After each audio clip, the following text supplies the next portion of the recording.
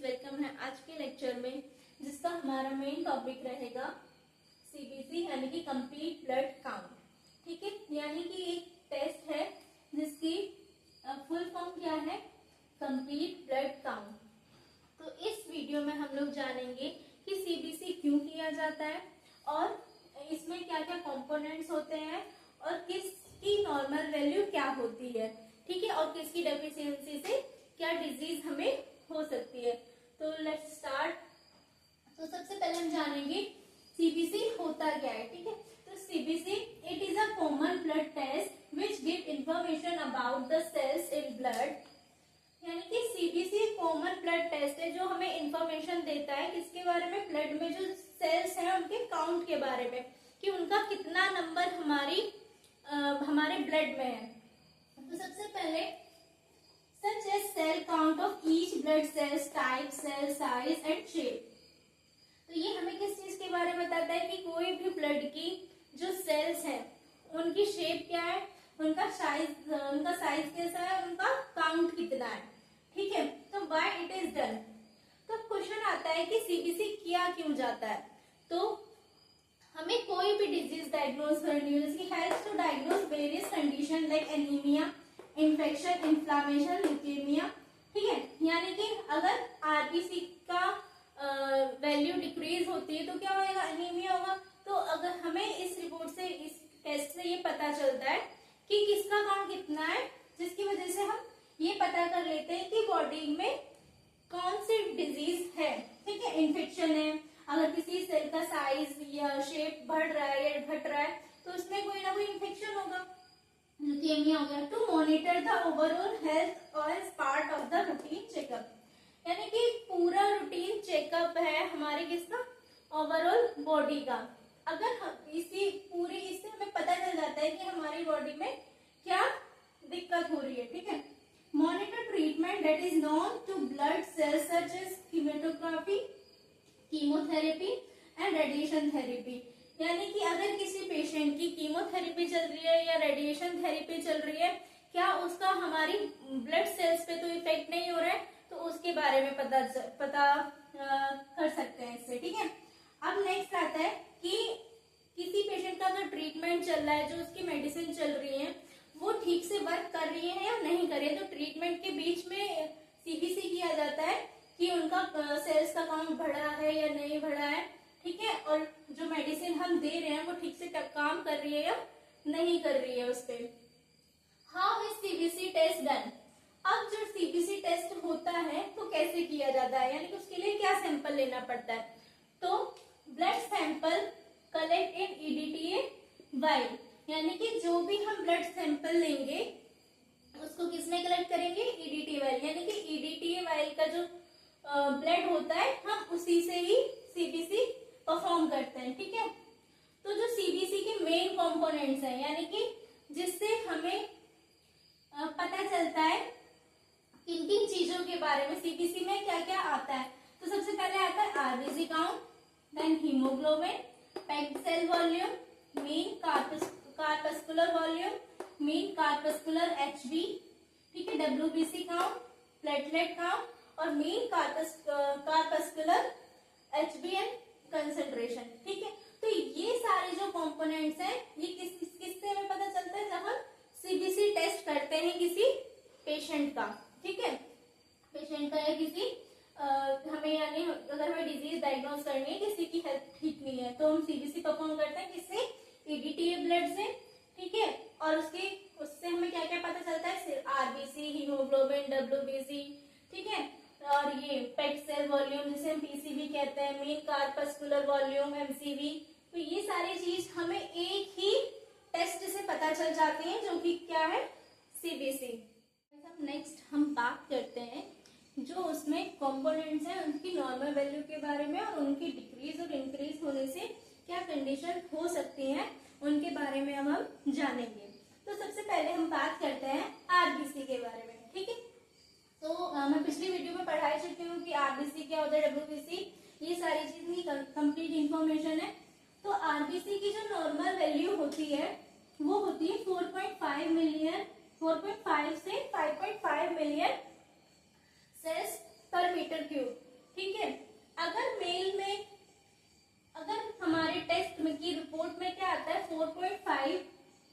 5.5 million sales पर metre cube की range से कम या ज्यादा आती हैं, तो यानी हमारी बॉडी में कुछ कंडीशन हुई है यानी कि डिजीज की। तो जैसे मेल में इतनी है, फीमेल में क्या है 4.0 से 5.0 मिलियन पर सेल्स मीटर क्यूब, ठीक है। तो इरेथ्रोसाइटोपिनिया, इरेथ्रोसाइटोपिनिया किसे बोलते हैं? देखो आरबीसी को क्या बोलते हैं? इरेथ्रोसाइटोपिनिया किसे बोलेंगे? लो आरबीसी, यानी कि जब हमारी बॉडी में यानी कि ब्लड में आरबीसी की सेल्स का काउंट क्या हो जाएगा? कम हो जाएगा, तो उस कंडीशन को क्या बोलेंगे? इरेथ्रोसाइटोपिनिया। तो अब ये बात आती है कि आरबीसी का सेल्स का काउंट कब कम हो सकता है? तो सबसे पहले आएगा या तो एनीमिया में, किडनी फेलियर, या एक्यूट क्रोनिक ब्लीडिंग, या तो हमारी बॉडी से बहुत ज्यादा ब्लीडिंग हो गई है, या हमें एनीमिया है, एनीमिया में क्योंकि ब्लड का लॉस आरबीसी की वॉल्यूम क्या हो जाती है, वो काउंट क्या होता है? कम हो जाता है, ठीक है। अगर यानी कि आरबीसी का काउंट कम आता है तो हमें क्या क्या कंडीशन हो सकती है? एनीमिया, किडनी फेलियर और एक्यूट क्रोनिक ब्लीडिंग में, इन कंडीशन में।